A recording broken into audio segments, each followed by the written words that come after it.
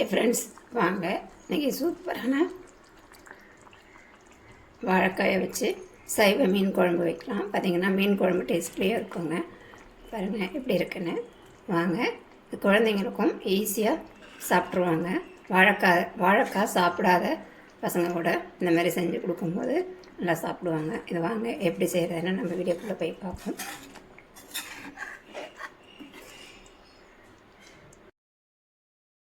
பாருங்கள், நான் இப்போ 2 வாழைக்காய் எடுத்துருக்கேன். 2 வாழைக்காயை தோல் சீவி எடுத்துப்போம்.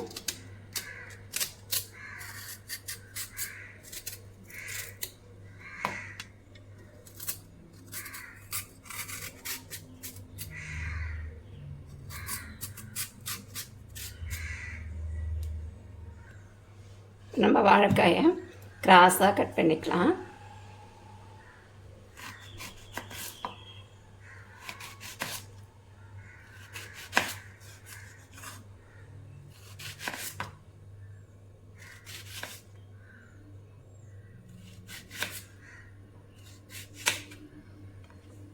பாருங்கள், நம்ம மீன் துண்டு மாதிரி கட் பண்ணிட்டோம் இல்லையா? இந்த மாதிரி கிராஸாக கட் பண்ணிக்கோங்க. உங்களுக்கு கிராஸாக கட் பண்ண வேண்டாம்னு நினச்சிங்கன்னா ரவுண்டாகவே கட் பண்ணிக்கோங்க. இதில் பார்த்திங்கன்னா லைட்டாக நம்ம இது போட்டுக்கலாம்.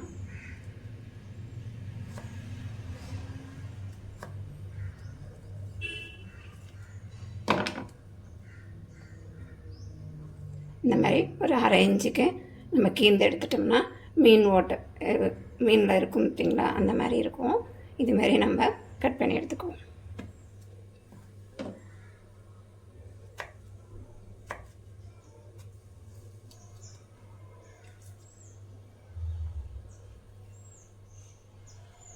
இதை கட் பண்ணிட்டு நம்ம தண்ணியில் போட்டுக்குவோம்.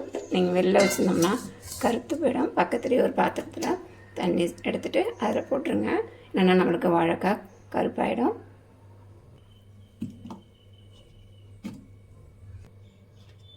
இப்போ நம்ம மிளகாத்தூள் சேர்த்துப்போம். பார்த்திங்கன்னா 1 ஸ்பூன் அளவு மிளகாத்தூள் எடுத்திருக்கேன். கொஞ்சமாக மஞ்சத்தூள், ஒரு 1/2 ஸ்பூன் அளவு உப்பு, 1 ஸ்பூன் அளவு பச்சரிசி மாவு,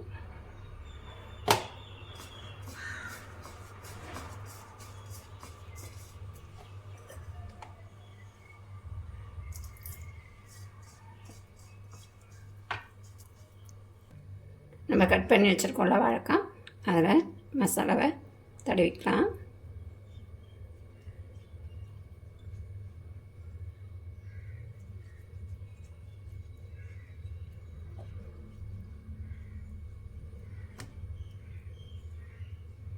இந்த மாதிரி வாழைக்காயில் நம்ம மசாலாவை ரெடி பண்ணி வச்சுப்போம்.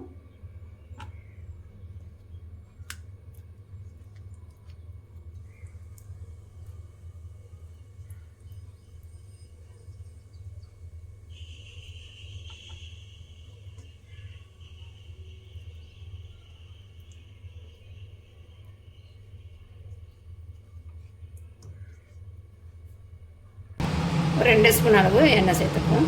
ரொம்ப வேண்டாம். இல்லை, எண்ணெய் காஞ்சிருச்சு. நம்ம வாழைக்காயை சேர்த்துப்போம்.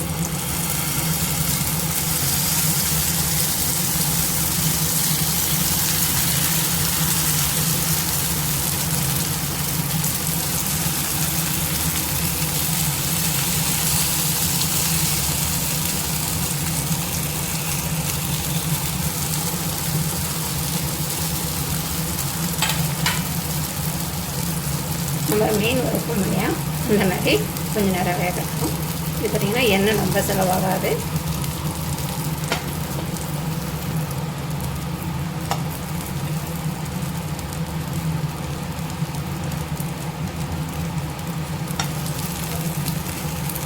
நம்ம இதை திருப்பி போட்டுக்கலாம்.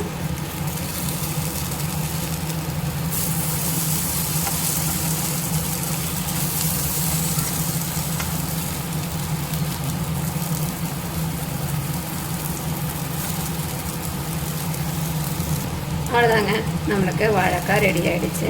இது நம்ம எடுத்துகிட்டு குழம்பு தாளிச்சிக்கலாம். மீதம் இருக்கிறத நம்ம இன்னொரு அடுப்பில் செஞ்சுக்கிறேங்க. பாருங்கள் எப்படி வந்துருக்குன்னு. இந்த அளவுக்கு இது நம்ம சைட் டிஷ்ஷாகவும் சாப்பிட்லாம்.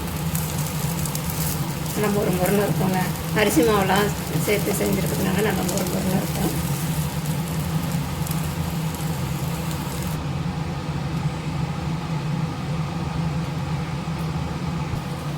எண்ணெய் காஞ்சிருச்சு. நம்ம கடுகு வெந்தயம் சேர்த்துப்போம். பார்த்திங்கன்னா கொஞ்சமாக சோம்பு கூட சேர்த்துக்கிறேன். கருவேப்பிலை, தட்டி வச்சுக்க பூண்டு, பார்த்திங்கன்னா சின்ன வெங்காயம் கட் பண்ணி வச்சுருக்கேன், அதையும் சேர்த்துக்கலாம்.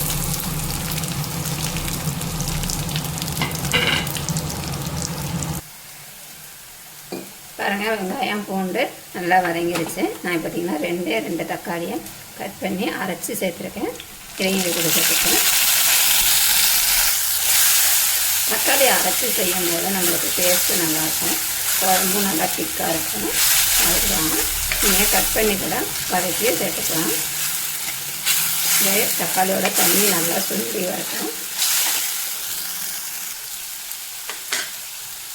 தக்காளி நல்லா வதங்கிடுச்சு. நம்ம மசாலா சேர்த்துக்கலாம். நான் பார்த்திங்கன்னா வீட்டில் அரைச்ச குழம்பு மிளகாத்தூள் தான் சேர்த்துக்கிறேன். நீங்கள் தனி மிளகாத்தூள் சேர்த்துக்கிறதுனாலும் சேர்த்துக்கோங்க. மல்லி, மஞ்சள்தூள், மிளகாத்தூள், சீரகத்தூள் இதெல்லாம் சேர்த்து செஞ்சுக்கலாம். நான் பார்த்திங்கன்னா வீட்டில் அரைச்ச மிளகாத்தூள் தாங்க சேர்த்துருக்கேன்.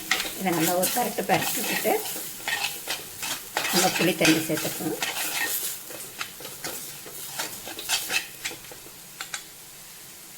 பாருங்கள், கொஞ்சமாக புளி தண்ணி சேர்த்துக்கலாம். நான் பார்த்திங்கன்னா ஒரு லெமன் சைஸு புளி கரைச்சி சேர்த்துக்கிறேன்.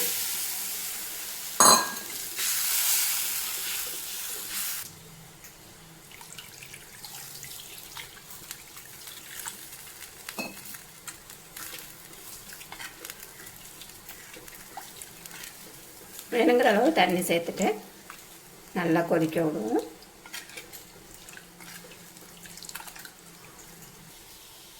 குழம்புக்கு தேவையான அளவு கல் உப்பு,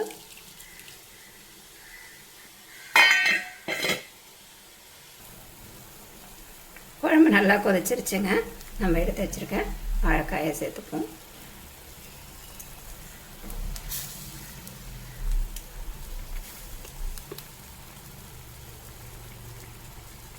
வாழைக்காய் ஏற்கனவே நம்மளுக்கு வெந்ததாக இருக்குது.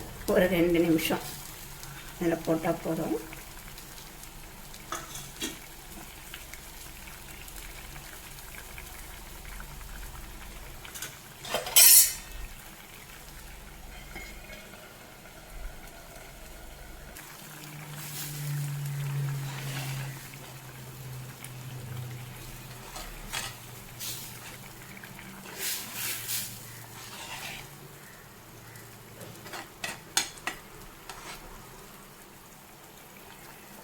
அவ்வளோதாங்க, நல்லா கொதிச்சிருச்சு. இதை நம்ம இப்போ அடுப்பு ஆஃப் பண்ணிக்கலாம். அவ்வளோதாங்க, சைவ மீன் குழம்பு ரெடி ஆகிடுச்சு. இது பார்த்திங்கன்னா குழந்தைங்களுக்கெல்லாம் இது மீன் மாதிரியே இருக்கும், ஈஸியாக சாப்பிட்ருவாங்க. பார்க்குறதுக்கே நம்மளுக்கு மீன் துண்டு மாதிரி இருக்குது பார்த்திங்களா. இப்போ எல்லோரும் புரட்டாசி மாதம் விரதம் இருப்பாங்க. இந்த மாதிரி செஞ்சு கொடுங்க. செய்கிறதும் ரொம்ப ஈஸி தான். 2 வாழைக்காய் இருந்தால் போதும். இல்லை நான் ஒரு வாழைக்காயை தான் போட்டிருக்கேன். ஒரு வாழைக்காயை பார்த்திங்கன்னா வறுத்து வச்சுட்டேன் சைட் டிஷ்ஷாக சாப்பிட்றதுக்கு. அதாங்க, இன்னொரு வீடியோவில் சந்திப்போம். பை.